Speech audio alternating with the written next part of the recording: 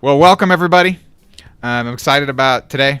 I'm talking about the three things that enable true income security. I was thinking about this a lot lately, and welcome Eric and Dee and Charles and Derek. Thank you for joining us live. And for those of you on the replay, thank you for joining us on the replay. A lot lately, and Oh no. That was mine. I got feedback real quick.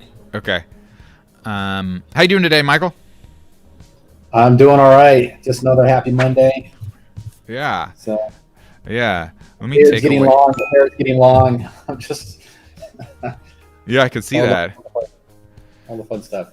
It's crazy stuff. Hey, Eric, how's it going?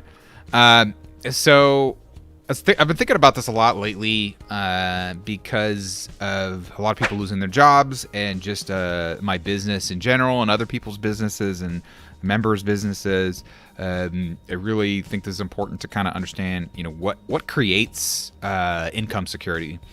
And that is economy independent. As I'm talking about this with my wife and kind of having my internal discussions, I feel fortunate that I'm pretty well in a position to where even though, let's say the economy gets really, really bad, I still feel pretty good in general about my business and that I'll still be able to make money. And my income has been not like 100% consistent, but it's been pretty consistent. I've been making 5 figures every month for many years now, and I think that's really important, especially if you have like a family or something. You can't just like make a good big chunk of change one month and then not make any money the next month. That's not good. Oh, how's it going, Colin? Thanks for joining us. Also, I'm going to talk about perceived security versus actual security. So like this picture that we have over here. What do you think of this picture, Michael? It took me a minute to figure that out. I thought it was actually 2 different pictures. No, it is one picture. Yeah, that's hilarious. Yeah, and so that's it's kind of smart. Hey, what's up? How's it going, Colin? Thanks for joining us. That's important. That because I think there's a lot of situations that seem and feel secure to most people, but actually they're not. And then what I hope you can get out of this is sort of like a simplified focus of, okay, these are the things that I need to work on to build my income security, to work more and more towards more and more secure income. Any additional overview thoughts that you have on this, Michael, before we get moving on? No, can't wait to start talking about this. This was a big one. All right. Well, thanks. Welcome, Stephen. I'm glad you liked the picture, Colin. Hopefully I'm saying your name right. Okay, let me again. I'm gonna move you around, Michael. You're getting into where you're not supposed to be. Yep. Colin, I'll talk about your comment there in a second. But I want to point out this picture here. I don't know if how well you guys can see it, but there's like a security gate, and then there's a bunch of car tire prints driving around the security gate. And so this is an example of okay, so Colin, I think I'm saying your name pretty well. Where it seems like, oh, okay, we're stopping the cars, but in actuality you're not. And so the example I like to give that I think is kind of most pervasive in our society is thinking of a day job as being more secure than an entrepreneur or like having specifically like a client business like what I have. And while there are some things about it that are more secure in some ways, in general, it's sort of like having one client versus having, let's say, 10 clients. If you have one client and they fire you, that hurts a lot. You have more potential variability as opposed to with a client business. If you have 10 clients and one of them fires you, it's not like your whole income goes to zero. And there's a whole bunch of other ways in which, like, being an entrepreneur, especially when you look at these three, we're going to look at these 3 things, you have a lot more control. You have a lot more ability to affect these 3 things in order to build your income security. Michael, what do you think about like a day job versus like your experience with entrepreneurship and running an agency? Yeah, so when it comes to entrepreneurship, it really is you have more control over mitigating your risk factors, right? So one of the favorite things that I like that David Mills says is that when a problem comes at you, it's like all you have to do really is deflect it so it doesn't stop you and kill you, right? You don't have that opportunity in a day job at all, like none. Unless you are really financially good with your money, you're putting money aside, you have enough savings set up, right, and all this kind of other stuff. There's like all these things that need to happen for you to have a day job that would make sense, that it would be at least seem more secure, but at the same time, that income stream can go away in an instant for whatever reason. So, definitely, there's a lot that we can talk about on that side of it for sure.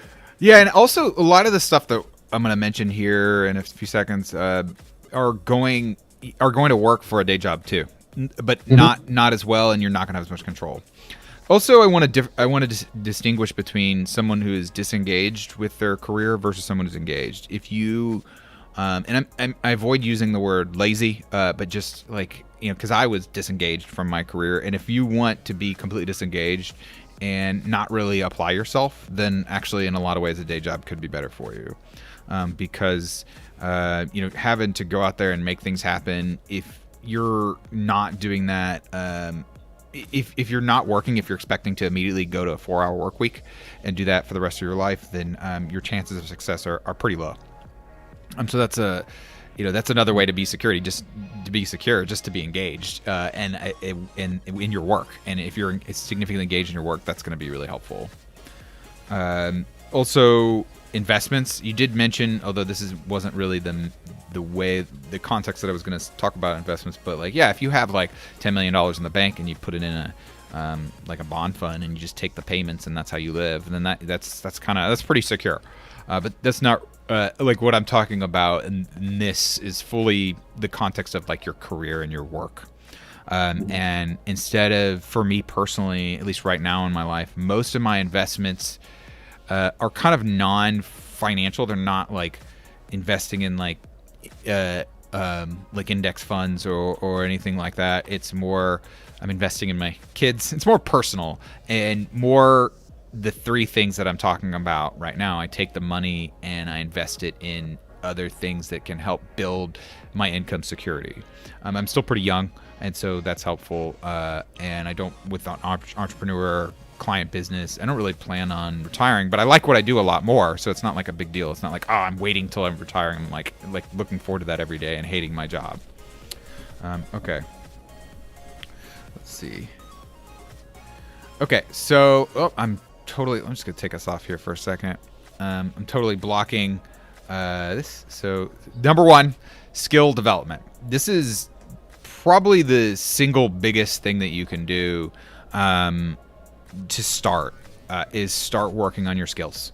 Start taking trainings, not just Michael and I's trainings, Operation SEO Agency Empire, which I think is great and coming out soon in a little less than a month. Actually, this is June 1st, shooting this on June 1st. So June 25th, 2020, we are opening that. But there's lots of other good training out there, and I spend a lot of time buying and consuming trainings, and then taking that information and testing it. With, like, for example, with Maps SEO, I have a bunch of test Google My Business pages that I use to test that on.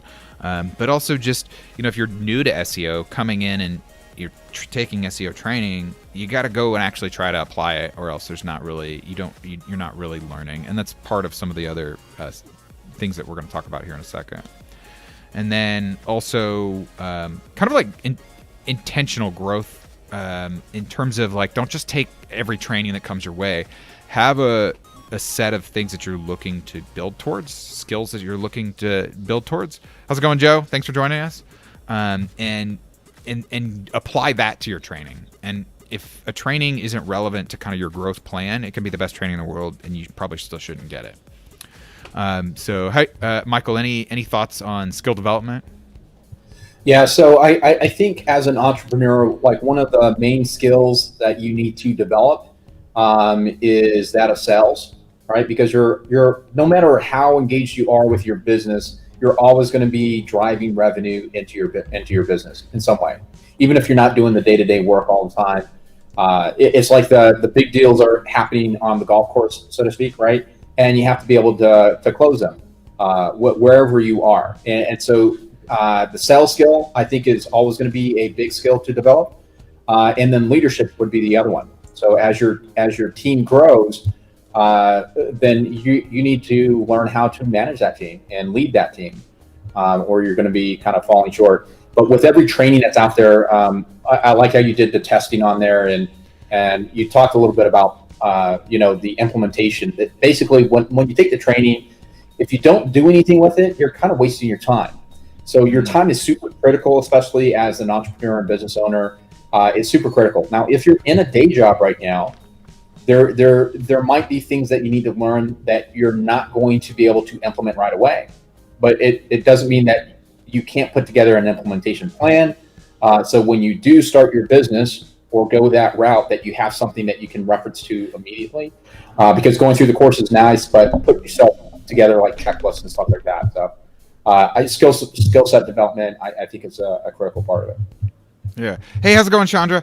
Thanks for joining us.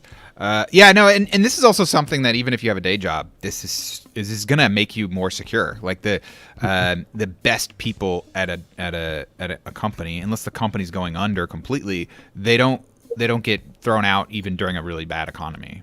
They get kept. So the people who are most skilled and who are known for being badasses, essentially, this is how you get there. Is focusing on building your skills and having this be a huge. This is still a huge part of my. I've been doing this forever. Not forever. I guess since 2012, and skill development is still part. There's so many skills to build, and as Michael pointed out, sales is a huge part of it.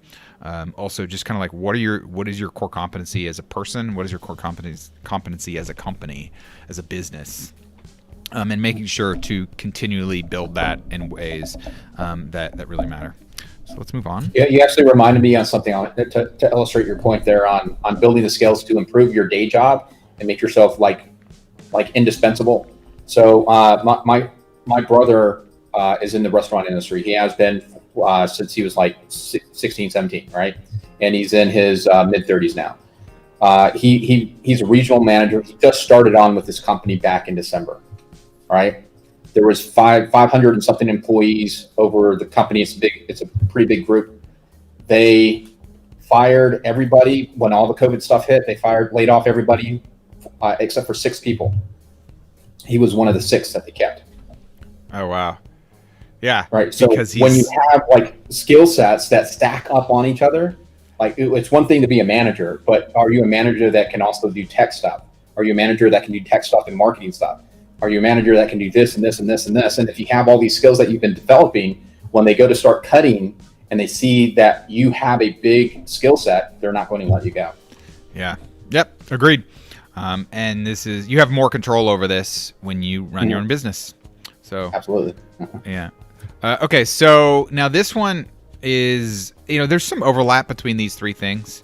I think this one is, let's see if I can move us around a little bit. Let's just take you off for a second. The experience, understanding, development, and all 3 of these are going to have the word development after it because it's like you're building towards something. And this is sort of like the practicing of your skills develops the experiences. You gain wins, and especially with like SEO, I find this to be super critical. Like to understanding SEO, you can't just read a bunch of articles about SEO and think you understand SEO. You actually have to go out there and do it. You're and this also sets you up for a more reasonable understanding of success in your business, because you can't expect to, without any experience, to go in and just like build this awesome business in 30 days, as like a lot of people kind of promise to some degree, that you're going to be making, you're going to go from no skills to making $10,000 a month in 30 days. That's generally not likely. And then also, there's just a lot of, again, especially with SEO, there's a lot of unique situations that are going to help give you a deeper understanding. So to me, what's more important is not understanding kind of like a wider breadth of things. It's like, let me actually rephrase that. What's more valuable to you, your family, society, is understanding some set of things deeper. as opposed to a wider breadth of things. And like, there's some really weird specific situations in SEO that I wouldn't have guessed what could happen unless I saw it firsthand, unless I experienced it, unless I was kind of the manager of that project effectively. And then as a result, like, there's some implications of that. There's some really weird things like, oh, because of that, wow, I know there's this other thing that I don't hear other people talking about that I know is true or not true because of this specific situation. And so really putting yourself in into situations where you can develop your experience, build your experience set, and build your understanding is going to be really critical. And then one more piece here, building your process documentation. This is really important for kind of solidifying your experiences, because the human memory for most people, it has significant limits, and documenting the details kind of as anchors in your brain can help jog your memory and help you identify the specifics. And you're probably not going to remember exactly how you built a link for something 2 years ago, but if you document it and you document all the links, you can kind of see that, and actually that can kind of substitute experience to other people as well. You can pass it to your team and they can kind of follow along to some degree. So process documentation is huge for this. Any thoughts on this, Michael? Of course, process documentation. I'll start with the bottom there. It's a must-have, right? Yeah. From even when it's just you running your business. And if you are in the day job and thinking about starting the business, start documenting how you would do things. Because then when you start to do the business, then you already have that documentation in place, and you can just do it. But I definitely agree with you. Going deep in a couple critical areas are going to be super important for you. And then with your development from the wins and losses, everything on there becomes a learning situation. So going through there and documenting what you did for the win, what you did for the loss, what you did for those unique situations. That becomes invaluable when you're down the road and building a team. Yeah. So set out to get these experiences, and don't be afraid that, like, if the losses are still part of the experience, that's just kind of inevitable. Nobody ranks a website every single time with 100% consistency. Nobody, even the best in the world. Okay. Let me take our faces off so everyone can see this wonderful picture of. Boy, I'm blanking on his name right now. Oh, God. Anyway, so the final piece is asset development. And wins and losses fall under this as well, because you can point to them. Like in the day job example, you can have a project where you got like a really big win that you can point to. Let's say you lose your job. You can go to somewhere else and say, I did this. I still had wins, even though I lost my job. Or if you're trying to apply for a promotion. Ben Stiller, thank you, Colin. Ben Stiller, Joe says, thank you, guys. There's a lot of different ways you can go here. Now, this is the one where if you have a day job, you're going to have a lot less control over it as opposed to owning your own business. And especially like wins, you don't need a lot of wins with this. So, for example, like for me, ranking Dallas SEO Geek really well and getting traffic, that is a huge win for me. There's not like a lot of other wins. I didn't need a lot of other wins. That was enough to really make me, it wasn't the only thing that I had to do, but it was a huge piece of enabling me to go from not really making much money to making a good enough money to support my family. And just like one really good win. How's it going, Bobby? Thanks for joining us. So customers are assets. And the development part of this is intentionally picked because it's not just about getting more customers. It's about maybe connecting deeper with customers or developing your systems for dealing with customers. It's also your personal systems as well. That can affect your kind of your assets. It can be an asset to have a really good streamlined personal system, so your personal life is efficient in the ways that matter. Business systems, as we mentioned before, process documentation, relationships, either business or personal. Property, this is back to like the Dallas SEO Geek. That's sort of, I'm generalizing property here to maybe mean real estate, but also that's an asset, but also a website is a property. Any tools you have or you've created, products you created, this is a huge thing because what's great about an asset is that once you have it, a lot of times it kind of can't be taken from you, and you can continue to get value out of it over a long period of time, like again the Dallas SEO Geek, or like an information product like the Operation SEO Agency Empire, which you should definitely get if you don't have it. It comes out June 25th, 2020.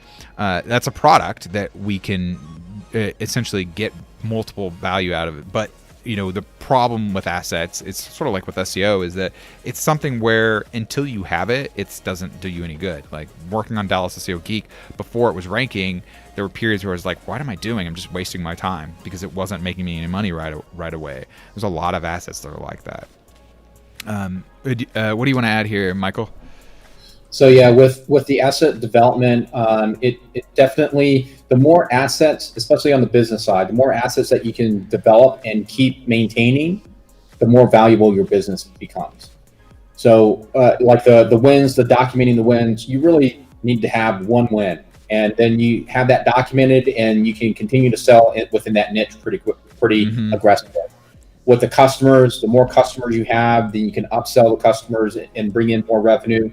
But those customers become a big and probably your most important asset. And the reason I say that is because if your business completely collapses, like with COVID, for example, with the restaurants, everything went away, right? Well, if you have a customer list, what else are they going to be needing at that point? I would have gone into affiliate marketing with my customer list if I was in a restaurant, right? There's something that you can do with that asset, maybe not an original intended event, but with these assets, you can do something with them that can still make you money. And that's where the value in the assets come in. Yeah, no, it's super critical. Maybe do your best Zoolander impression. I don't know if you could tell where I put your face, but face. Yeah, it's like, let's see. Oh, there we go. All right, burn that into your memories, guys. So, yeah, I mean, this is a huge part of it. So to recap, you've got skill development. Thanks, Chandra. You've got kind of experience and understanding development. They're kind of two parts to the same coin, and then asset development.